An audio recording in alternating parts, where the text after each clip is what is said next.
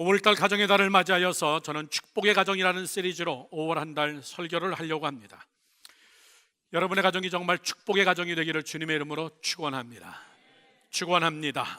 오늘은 첫 번째로 어떤 것이 축복의 가정이냐? 약속대로 사는 가정. 다 같이 해봅시다. 시작. 약속대로 사는, 내 맘대로 사는 거 아니고, 내 경험 가지고 사는 거 아니고, 우리는 뭘 붙잡고 사는 거냐면은 약속대로 사는 가정이 되기를 주님의 이름으로 축원합니다. 오늘 본문에 아브라함이라는 사람이 나옵니다. 저를 보십시오. 아브라함이 한 가정의 남편으로서 자기 가정을 어떻게 리더십을 가지고 끌고 가나.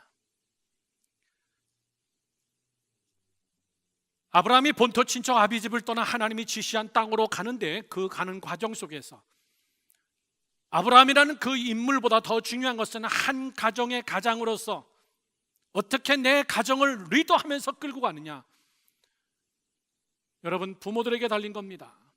지난 한 주간 우리 특별 새벽 기도를 하면서 우리는 그런 기도했습니다. 부모님들만 하나님 앞에 잘 서 있으면 가정은 다 된 겁니다. 아멘이십니까? 모든 문제는 죄송한 얘기지만 부모들입니다. 특별히 남편들입니다. 가정의 리더십입니다. 오늘 아브라함을 보십시오. 여러분, 아브라함은 상당한 리더십이 있습니다. 그 리더십은 아브라함 안에서 나온 것이 아니라 하나님이 주신 약속을 그대로 붙들고 가는, 정말 세상적인 말로 약간 어리석은 사람 같고 세상적인 말로 대책이 안 쓰는 사람 같지만은 아브라함의 리더십, 가정을 하나님의 약속대로 끌고 가는 그 리더십을 저는 5월 첫째 주 여러분들이 반드시 깨닫고 은혜 받으시고 결단하기를 축원합니다. 영국의 소설가 제이콥스라는 사람이 책을 썼는데, 소설책 중에 원숭이 손이라는 책이 있습니다. 잠깐 이 내용을 소개하면 내용이 이렇습니다. 영국의 한 외딴 시골의 산 언덕에 농사를 짓는 50대 중반의 어느 부부와 그리고 외아들 20대 청년 셋이서 같이 함께 사는 집입니다. 어느 날 인도에서 근무하는 자기 친척 한 사람이 집을 방문하여 놀러 옵니다. 집에서 며칠 동안 거하는데 저녁 식사를 하고 커피 타임을 하면서 이 인도에서 온 친척이 가방에서 선물 하나를 꺼내서 줍니다. 그 선물을 보니까는 나무로 깎아 만든 원숭이 손이었습니다. 그것이 소설의 제목이 돼버렸어요. 그러면서 이 원숭이 손을 주면서 뭐라 그러냐면은, 이 조각은 인도의 아주 훌륭한 주술가가 직접 깎아서 만든 겁니다. 이 나무로 된 원숭이 손을 붙잡고 평생의 3가지 소원은 원숭이 손이 들어줍니다. 이 부부는 웃었습니다. 막대기가 무슨 우리 소원을 들어준다고. 그러나 내색하지 않고 그 이야기를 그대로 그냥 넘어가고 한쪽 구석에 원숭이 손을 갖다 놨어요. 그리고 며칠 있다가 이 손님이 지난 다음 아내는 집안을 청소하다가 우연찮게 원숭이 손을 보게 됩니다. 재미로 되든 안 되든 상관없는 거. 그리고 아내는 원숭이 손을 붙잡고 당장 필요한 거를 먼저 소원을 빌었습니다. 그거는 1,000파운드. 1,000파운드의 영국 돈이 필요하다. 그래서 원숭이 손을 붙잡고 쉽게 나는 지금 1,000파운드의 돈이 필요합니다. 그리고선 원숭이 손을 자기 위치에다 놓고 그날 밤 잠을 잤습니다. 다 잊어버렸습니다. 그 다음날 아침 사랑하는 남편과 같이 함께 아침을 먹고 또 밭에 일하러 나갔습니다. 아들은 공장에 출근하러 갔습니다. 하루 일과가 다 마치고 농사가 이제 끝날 그날, 그 어두머둑한 시간에 저쪽 밑에서 웬 처음 보는 어느 사람이 허겁지겁 올라오면서 자기가 일하고 있는 자기 밭 쪽으로 오는 겁니다. 처음 본 사람이죠.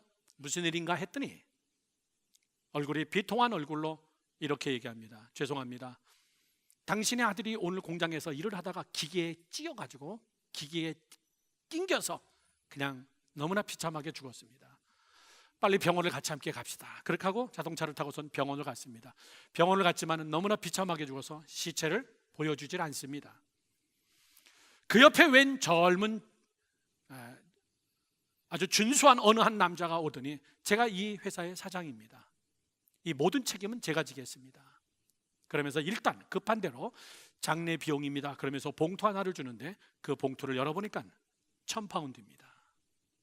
1,000파운드를 딱 보는 순간 이 사람은 머리카락이 쫙 솟으면서 집안에 있는 원숭이 손이 생각난 겁니다.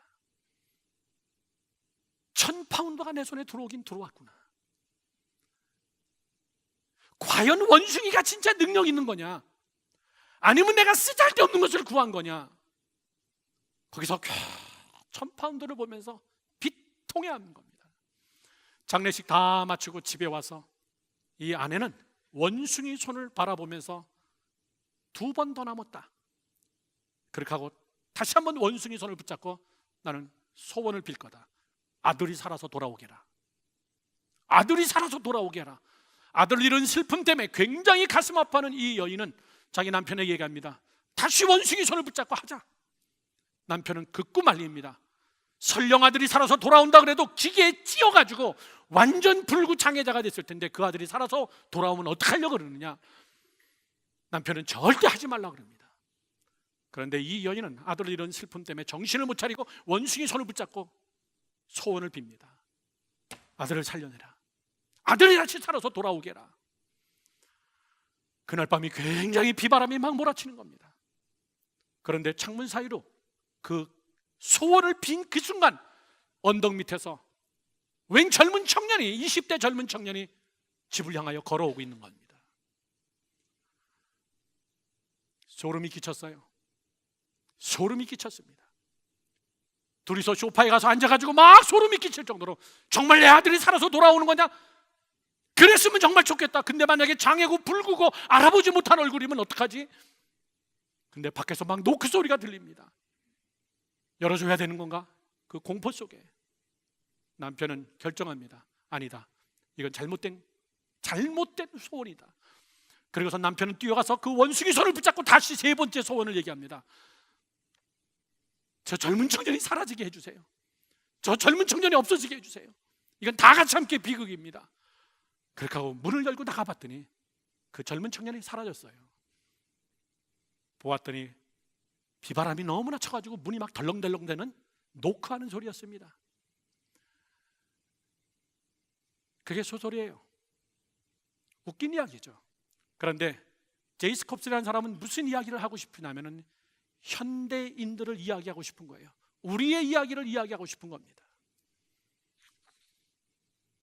인간의 내면에는 누구든지, 특히 세월이 갈수록 자기가 만든 자기 우상을 정말 뚫어지게 섬기는 게 사람이라는 거예요. 예수를 믿든 안 믿든 어떤 종교를 가졌든 신앙심이 있든 없든 이거를 다 떠나서 사람은 누구든지 세월이 갈수록 과학이 발전하고 더 풍요로워지면서 사람의 마음속에는 누구든지 우상 하나쯤은 강하게 가지고 있다.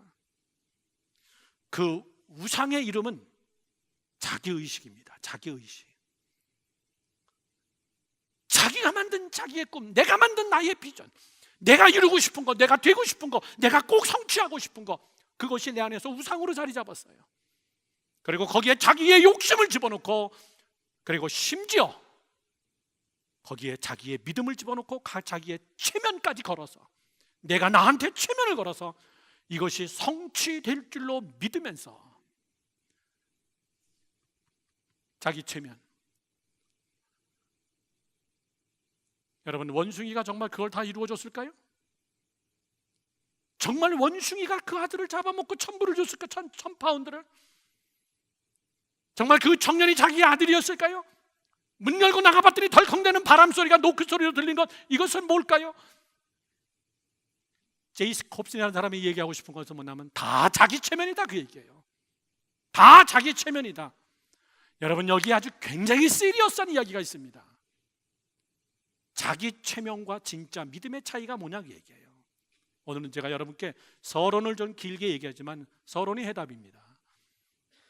자기 체면 가지고 신앙생활하는 사람과 아니면 정말 믿음을 가지고 하나님 앞에 정말 강력하게 부르짖는 사람의 그 차이가 뭐냐, 그 얘기입니다.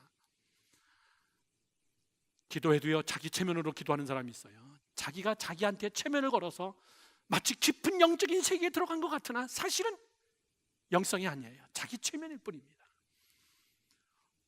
뭐가 다르냐, 그 얘기예요. 뭐가 다르냐, 그걸 목사님은 뭘로 구별하느냐, 그 얘기예요. 굉장히 쉽습니다. 아브라함에게 배우십시오. 오늘 아브라함에게. 우리는 내 스스로가 내가 하고 싶은 내 우상을 만들어 놓고 강력하게 하나님을 원숭이 손으로 붙들어서 이거를 반드시 이루어내라, 그 얘기입니다. 반드시 이것을 이루어내라. 거기에 막 내 최면도 걸고 하나님 이름까지 부르고, 그리고 그것이 이루어졌는데 재앙으로 이루어졌습니다. 우리는 뭐라고 어떻게 얘기해야 될지 모르겠어요. 이것이 기쁨이고 이것이 간증이고 이것이 하나님의 뜻인 줄 알았는데 이것이 나에게 재앙이 돼버렸어요. 간증을 다시 주워 담을 수도 없고 기쁨이라고 얘기했는데 어느 날 그것이 화가 돼버리고, 여러분 시리어스한 아주 중요한 백지장 한 장의 차이를 여러분 아셔야 됩니다. 저는 오늘 가정의 달을 맞이해서 우리 부모들이 먼저 하나님 앞에 그렇게 깨닫기를 바라요. 아브라함에게 배우십시오. 자기 의식은, 자기 우상은, 잘 들으십시오, 출발이 자기입니다. 목적도 자기입니다. 결과는 내가 어떻게 할 수 없기 때문에 내가 믿는 하나님이 와서 이거를 결과만 만들어 주셨으면 좋겠어요. 출발 지점이 나라는 사실입니다. 출발 지점이 내가 시작할 때, 내 우상, 내가 하고 싶은 거. 여러분 오늘 설교의 결론이기도 합니다. 진정한 신앙은, 진정한 기도는, 진정한 믿음의 깊이는 내가 하나님의 뜻을 찾아가고 하나님의 섭리에 나를 쳐서 복종시켜서 하나님의 섭리와 하나님의 뜻이 드러나는 것, 그것을 우리는 신앙이라고 얘기합니다. 믿으시면 아멘. 크게 아멘 합시다. 그게 신앙이에요. 그러므로 출발도 내가 아닙니다. 나는 그저 찾아갈 뿐입니다. 하나님의 뜻을 찾아가고 하나님의 섭리를 찾아가고 하나님이 내 안에 숨겨놓은 하나님의 뜻을 찾아가는 것, 그것이 믿음이고 그것이 신앙이고 그것이 기도예요. 그런데 그것이 아닌 내가 원하는 것을 만들고 내가 원하는 뜻을 만들어 놓고 내 길을 내가 만들어 놓고, 그리고 이 모든 것 속에 결과는 하나님이 만들어줬으면 좋겠습니다. 오늘 여러분 아브라함을 보십시오. 아브라함은 출발이 자기가 아닙니다. 하나님, 내가 왜 떠나야 됩니까? 갑자기 왜 나를 부르셨습니까? 나 여기서 잘 먹고 잘 살 수 있는데 왜 나를 여기를 떠나라 그럽니까? 지금의 이라크 땅, 이라크가 내전 전쟁 때문에 수없이 많은 아브라함의 유적지들이 다 파괴돼 버렸어요. IS가 들어가서 아예 그냥 도끼 가지고 그 유물들을 다 파괴시켜 버렸습니다.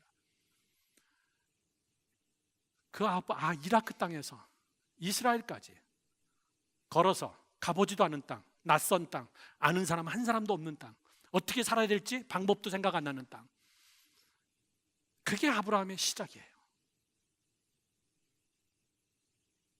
그렇게 출발하는 게 믿음입니다. 아무것도 모르지만은, no idea, no information, 아무 생각도 없고 아무 자료도 없지만은, 내일 일을 할 수 없는 우리들이지만은 나에게서 출발하지 않냐고 하나님에게서 출발하기 때문에, 저를 보세요. 그때 나타나는 것을 뭐라 그러냐면 은혜라고 얘기한다 그랬습니다. 은혜. 시작. 다시 한번 시작. 은혜예요. 그게 은혜입니다. 우리 교인들에게 제가 귀에 딱 찢을 정도로 얘기했습니다. 은혜의 정의가 뭡니까? 은혜. 나 설교하면서 묻지 않는다 그랬는데 자꾸 물어가지고 제가 시험을 해.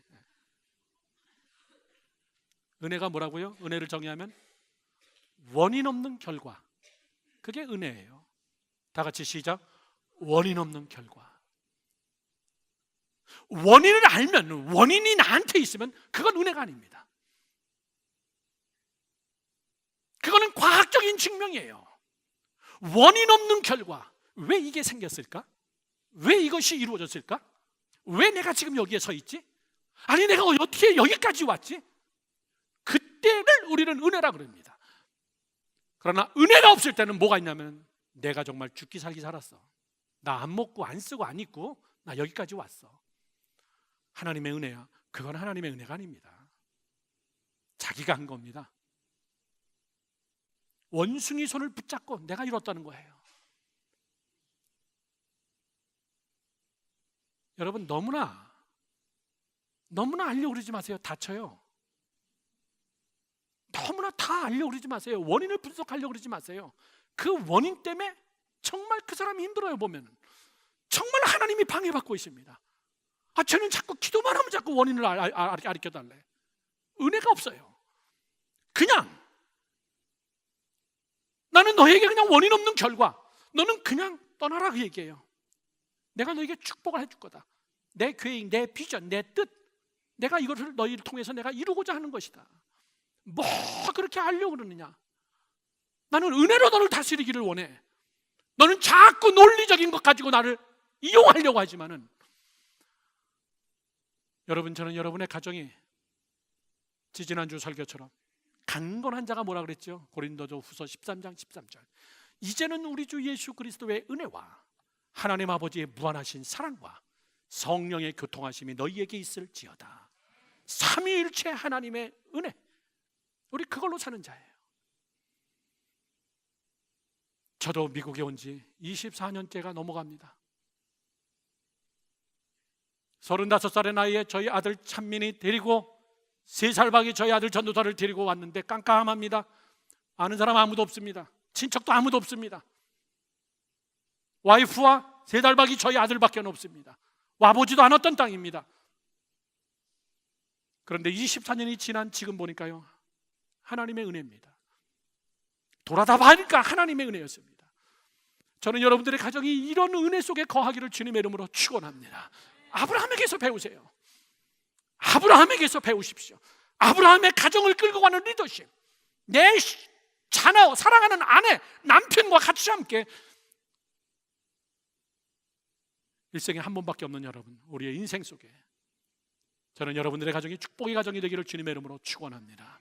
오늘 본문의 말씀은 아주 심플하게 하나님이 아브라함에게 2가지만 얘기합니다. 첫 번째입니다. 아브라함의 리더십이 뭐냐? 하나님이 원하는 것이 무엇이냐? 축복의 가정이 무엇인가? 첫 번째는요, 굉장히 단순합니다. 가라 그 얘기예요. 다 같이 시작. 가라 그 얘기예요. 여러분들은 가자 그래야지요. 같이 가라 그러면 어떻게 해요? 어떻게 하자? 가자 그 얘기예요. 가자 그 얘기예요. 성경을 한번 다 같이 함께 보겠습니다. 오늘 본문 말씀 창세기 12장 1절 말씀 보십시오. 여호와께서 아브라함에게 이르되 너는 너희의 고향과 친척과 아버지의 집을 떠나 내가 네게 보여줄 땅으로 어떡하라? 가라 그 얘기예요. 저를 보세요. 성경 어디를 뒤져봐도 아브라함에게 왜 가야 되는지, 어떻게 가야 되는지, 며칠 동안 가야 되는지, 내가 거기 가서 너에게 뭐 해줄 건지 그거 설명 없어요. 너저하게 설명 없습니다. 딱 하나입니다. 가라 이거예요. 우리는 가기 위해서는 가야 될 요소들을 너무나 많이 우리는 하나님에게 묻습니다. 왜 가야 됩니까? 어디 가야 됩니까? 가면서 어떻게 해야 됩니까? 내가 거길 꼭 가야 됩니까? 내게 해답을 가르쳐 주세요. 거기 가면 뭘 준비해놨는지, 내가 어떻게 살아야 될 건지, 내가 뭘 먹고 살지 하나님 세미하게 나에게 보여주세요. 그러면 내가 응답인 줄로 알고 가겠습니다. 언제가요 여러분? 하나님은 아브라함에게 얘기하기를 가라, 그게 끝이에요. 부모들의 리더십이 뭔지 아십니까? 죄송합니다 여러분, 설교 시간에 이번에 새벽 기도 시간에, 가정의 달 특별 새벽 기도 시간에 얘기한 겁니다. 성령이 충만하지 않으면 잔머리 굴리고 삽니다. 예수 오래 믿었어도 결국은 잔머리 굴리다가 그 잔머리에 자기 발목이 붙잡히고 결국은 거기를 헤어나오지 못하는 게 사람이에요. 여러분, 못 가는 이유가 뭔데요? 안 보이니까 못 가는 거예요. 안 보이니까 못 가는 겁니다. 겁이 나서 못 가는 거예요. 저래도 못 갈 것 같아요. 한국에서 뉴욕으로 이민 오는 것도 힘들어 죽겠는데요. 주에서 주를 옮겨서 이사하는 것도 힘든데, 여러분 이 고대 시대 때 이 가라라는 것은 이건 여러분 장난이 아니에요. 우리의 지금 제일 약점은 뭐냐면 약속의 말씀을 분명히 아는데 이대로 못 간다는 사실이에요. 못 가는 게 아니라 안 간다는 사실입니다. 내가 안 가면 하나님도 일을 안 하십니다. 내가 안 가면 하나님도 동행해야 될 이유가 없습니다. 내가 안 간다면 지난주 설교처럼 아말렉 대신해서 하나님이 싸워야 될 일도 없습니다. 내가 안 간다면 하나님도 움직이지 않습니다. 내가 하나님 앞에 나와서 무릎 꿇고 아브라함처럼 제단을 쌓고 그리고 출발할 때에 그때부터 6월절 어린 양 예수의 보혈의 피로 죄 사함을 받고 그들이 여러분 완전히 출애굽하는 그 동시에 하나님께서는 그와 같이 함께 동행하는 겁니다. 갈라져야 될 홍해도 갈라지고요, 먹어야 될 만나도 내리고. 참 여러분, 제일 쉬운 거를 못하는 게 우리 어른들이에요. 왜? 성경은 그걸 기록해놨습니다. 내 본토 친척 아비집을 떠나라. 그게 무슨 얘기입니까? 잔뼈가 굵은 거 다 내려놔라. 너 잔머리 굴렸던 거, 너 습관, 너 고집, 네 환경에서 굳어진 네 생각, 그런 거 다 내려놔라.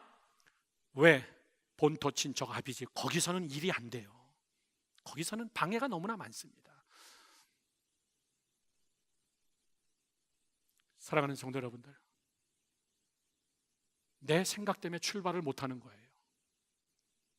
내가 지금까지 살아온 내 생애 때문에, 거기에 발목 붙잡혀서 그 생각 때문에 결국 그것을 못 벗어납니다. 여러분, 더 기가 막힌 사실은 성경은 우리에게 이렇게 얘기합니다. 내가 네게 보여줄 땅으로 가라 얘기입니다. 정확하게. 그럼 우리는 뭐라고 얘기합니까? 보여달라 그 얘기예요. 보여달라, 보여주면 갑니다. 그게 어딘지 주소를 정확하게 주시고, 그러면 내가 여기서부터 거기까지 뭘 어떻게 가야 될지 내가 정확하게 측정하고, 내가 못 먹고 살아야 될지 확실하게 보여주시고. 우리는 자꾸 보여달라는 거예요. 근데 하나님은 다 설명할 수 있지만 안 해버려요. 좀 시원하게 설명해 주지 왜 하나님은 안 해주실까? 내가 네게 보여줄 땅, 보여준 땅도 아니고 매일매일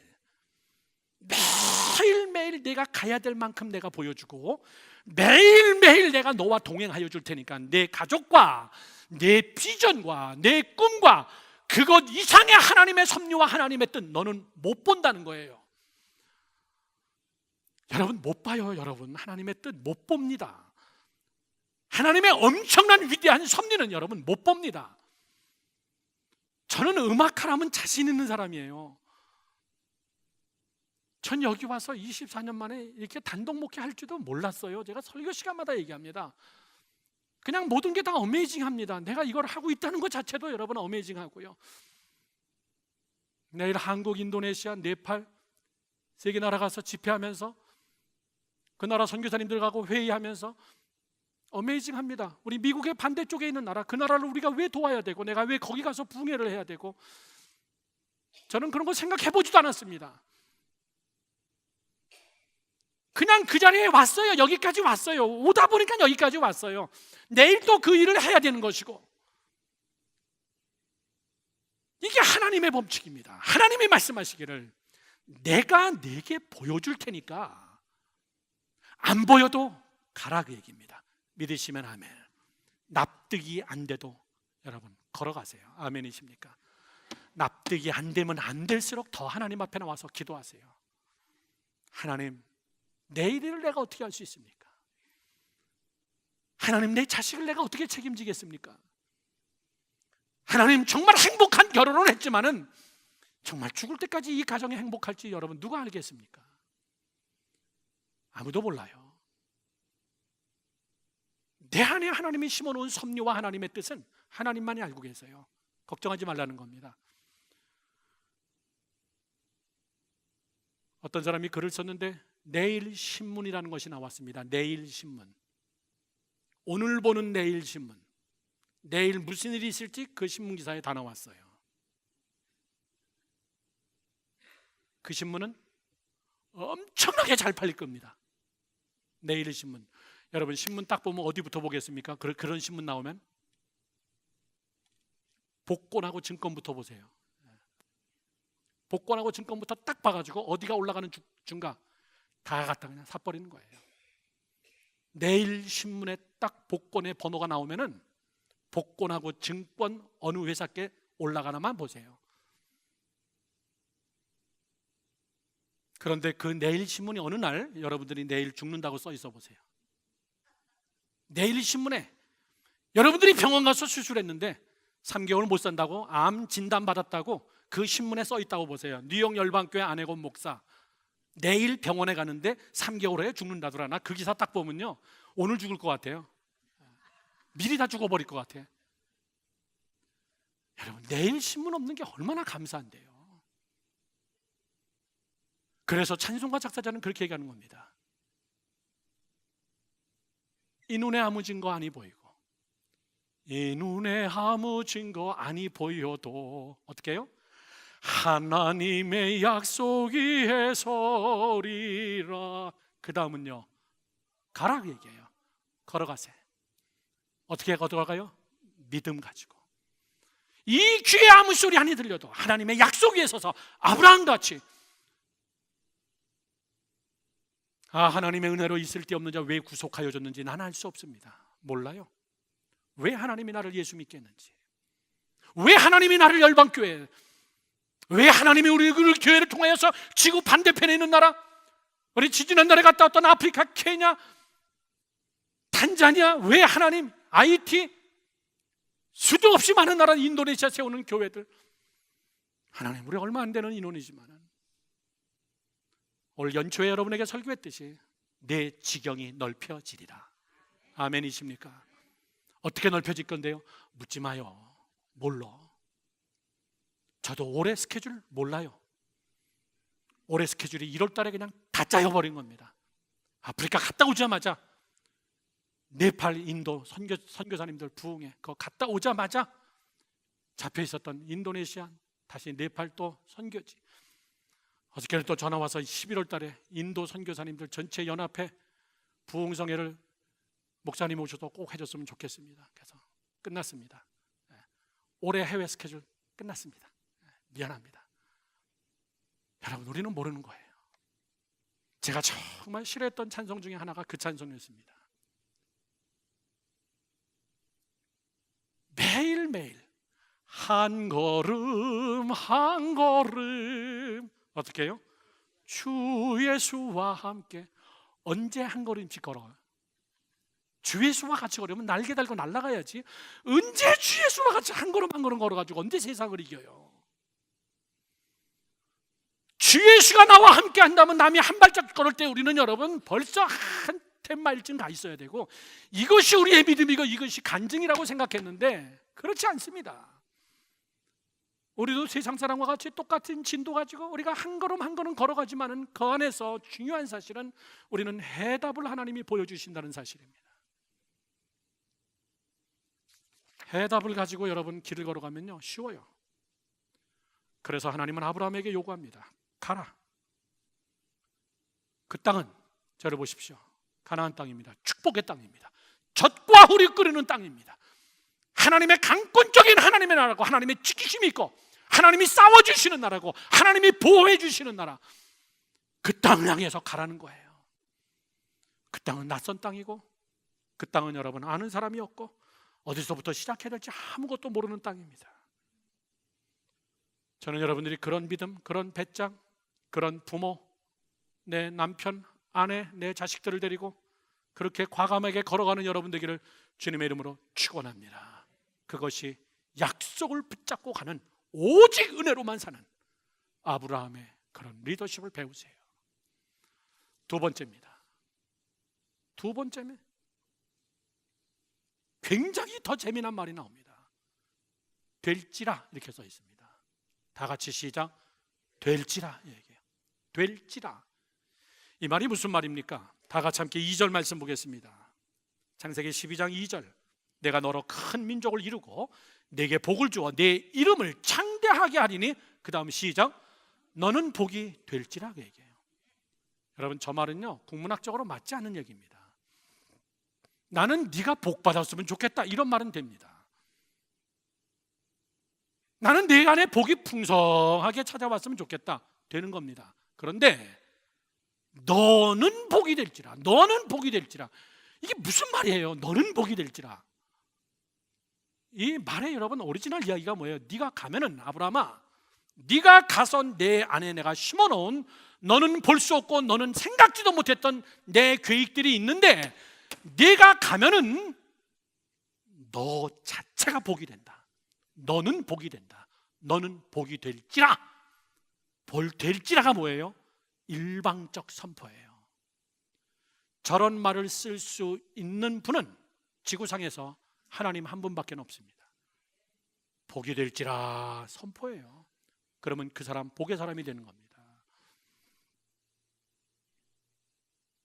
누가 저런 말을 할 수 있어요? 누가 저런 말을 할 수 있습니까? 저 말이 어디 나오는지 아십니까? 창세기 1장에 나옵니다. 창세기 1장에 하나님께서 가라사대 빛이 있으라 그랬더니 빛이 있었어요. 흑암 혼돈 속에 빛이 될지라라고 했더니 빛이 된 거예요. 그냥 하늘의 해와 달과 별들이 나타날지어다, 이루어질지어다, 있을지어다, 만들어질지어다, 될지라 그랬더니 그냥 막 해와 달과 별들이 나타난 거예요. 아멘이십니까? 그게 하나님의 언어예요. 하나님의 방법입니다. 여러분, 저는 여기서 좀 센스 있게 깨닫기 바랍니다. 하나님 이거 주세요, 저거 주세요, 이거 챙겨가지고 난 복 받았다 이렇게 하지 마시고 여러분이 복이 되기를 축원합니다. 내가 복이에요. 그냥 내 자체가 본질적 복입니다. 내가 변화되지 않는데 내 자체가 하나님의 말씀이 내 안에 거하지 못하는, 그런데 우리는 자꾸 이것저것을 챙겨서 그것으로 복을 삼으려고 하는데 하나님은 아브라함에게 그렇게 복 준 적 없습니다. 너가 복이 될지라. 너는 복이다. 너는 복이다. 믿으시면 아멘. 복이 될지라 이 얘기입니다. 어떤 과정, 방법, 원인 이것이 없다는 거예요. 나는 내 안에 내 계획을 심어놨다. 나는 왕같은 제사장이요, 하나님의 택한 나라요, 백성이다. 나는 너를 위하여 몸된 피로 산 너는 내 것이다. 너가 예수 그리스도가 이 땅에 와서 나를 구원하여 달라고 내가 기도해서 그랬냐? 내가 일방적으로 독생자들 예수 그리스도를 보내준 거다. 네가 죽어달라 그래서 내 아들이 죽었느냐? 내가 일부러 죽은 것이다. 내가 너를 위해서 죽은 것이다. 여러분, 자꾸 원인 찾으면요, 어떻게 해야 복을 받을 수 있을까? 이 원인을 자꾸 찾으려고 그래요. 어떻게 해야 내가 하나님의 비율을 잘 맞출 수 있을까? 어떻게 해야 내가 정말 풍성한 복을 받을 수 있을까? 우리는 습관적으로 원인에 집착되는 게 인간입니다. 그게 아니에요. 하나님의 일방적 은혜 속에서 너 복이 될지라, 너 복이 될지라, 그럼 복 받는 거예요. 그건 어디서 나오는 겁니까? 가라 그 얘기예요. 내가 나를 믿고 의뢰하고 신뢰하고 내가 내 안에 심어놓은 섭리와 하나님의 뜻이 있다는 것을 믿는다면은 가라. 그러면 너 복이 된다. 너 자신이 복의 사람이 된다. 사랑하는 성도 여러분들, 저는 여러분들이 몇 가지의 복을 받는 자가 아니라 복의 통로가 되기를 주님의 이름으로 축원합니다. 그래서 그런 얘기가 나온 거예요. 내가 가서 축복하면 나도 축복하마. 누가 너를 힘들게 하면은 내가 그 사람 가만히 놔두지 않는다. 너가 설령 손을 들어서 저를 저주하면은 내가 그도 완전히 아주 그냥 콩가루를 내주마. 염려하지 마라. 왜? 내가 하는 것은 곧 하나님이 하시는 거기 때문에. 유일하게 이 축복권을 제사장들에게 줬습니다. 그래서 저는 예배 마치면 과감하게 두 손 들고 축복하는 겁니다. 될지라라는 말을 쓸 수 있는 하나님의 대언자이기 때문에 이제는 우리 주 예수 그리스도의 은혜와 하나님의 무한하신 사랑과 성령의 교통하심이 여러분에게 될지다. 그렇게 있을지어다. 왜? 저는 마이크일 뿐입니다. 하나님의 말씀에 그렇게 써 있기 때문에 내가 어떻게 해야 되는 것인가가 아니라 그 될지라를 그대로 믿을 때, 그리고 내가 과감하게 내 가정을 데리고 그 길을 걸어갈 때에 여러분, 사람이 복된 사람이 되기를 주님의 이름으로 축원합니다. 결론을 맺습니다. 희한한 성경 구절이 나옵니다. 8절, 9절 말씀을 한번 다 같이 함께 보겠습니다. 거기서 이 음성을 들은 그곳에서 아브라함은 거기서 베델 동쪽 산으로 옮겨 장막을 치니 제단을 쌓고 서쪽은 베델이요 동쪽은 아이라. 그가 그곳에서 여호와께 뭘 했다고요? 제사를 드리고 제단을 쌓고 여호와의 이름을 불렀더니 그 9절 말씀, 저런 말씀은 왜 나왔을까? 점점 남방으로 옮겨갔더라. 시작. 점점 남방으로 옮겨갔더라. 그게 이렇게 중요할까? 북쪽으로 가면 안 될까? 동쪽으로 가면 안 될까? 서쪽으로 가면 안 될까? 봐가지고 좋은 곳으로 가면 안 될까? 네버, 그렇지 않다는 거예요. 점점 남방으로 내려갔더라. 이 말의 뜻이 뭐냐면은 처음 아브라함이 왔던 그곳에서 제단을 쌓고 하나님께 예배했던 그곳, 거기서부터 시작해서 점점 남방으로 65km까지 내려갑니다. 거기가 어디냐면은 예루살렘입니다. 예루살렘. 거기에 하나님의 비전이 있는 곳이에요. 하나님이 거의 예루살렘에다 하나님의 계획과 비전을 완전히 실현시킬 장소이기 때문에 아브라함은 아직 그거 못 봐도 하나님은 그를 점점 남쪽 65km까지 하나님이 끌고 가는 겁니다. 소름 끼치는 여러분 구절이에요. 그곳의 이름이 예루살렘이고, 잘 들으십시오, 그곳에서 이삭을 낳아야 됩니다. 왜? 하나님의 섭리가 아브라함에게 있기 때문에 65km 내려가서 거기서 이삭을 낳아야 돼요. 거기서 하나님께서는 이삭을 제물로 바치게 해야 됩니다.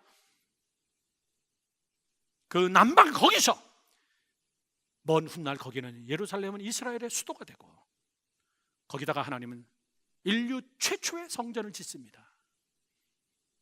거기서 예수님이 태어나게 하시고, 거기서 예수님이 죽으시고, 거기서 예수님이 부활하시고, 거기서 예수님이 승천하시고, 그 남방에서 성령님이 오시고, 거기서부터 복음이 전 세계로 확산돼야 되기 때문에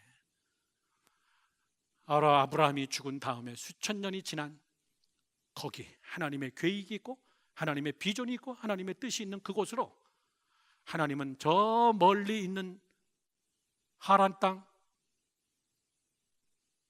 거기서부터 아브라함을 끄집어 가지고 아브라함을 가나안까지, 그리고 점점 남방으로 하나님의 뜻 쪽으로, 하나님의 계획 쪽으로 그를 하나님이 끌고 가시더라. 저는 여러분들이 하나님의 약속을 붙잡어 그렇게 하고 여러분이 걸어가기 시작하면은 하나님이 여러분이 모르는 하나님의 섭리와 계획 쪽으로 계속 끌고 간다는 것을 믿으시길 바랍니다. 어떤 사람은 지독스럽게 점점 북쪽으로 가더라, 이런 사람이 있어요. 점점 하나님의 뜻과 멀어지더라. 점점 하나님의 계획과 멀어지더라. 결국 그는 세상과 한편이 되었더라. 그는 결국 점점 북쪽으로 올라가더라. 거기는 먹고 살기 좋은 땅이고 세상적인 향락이 있는 땅이고 점점 그는 북쪽으로 가더라. 이런 성도들이 여러분 왜 없습니까? 오늘 저는 장로님들하고 아침 8시 반에 기도회를 하면서, 장로님, 저는 앞으로 10년 있으면 은퇴할 사람입니다. 우리 교회가 여기 들어온 지 10년이 되어 가는데 이제 우리가 마지막 이 성전을 어떻게 차세대에 우리가 물려줄 것인가?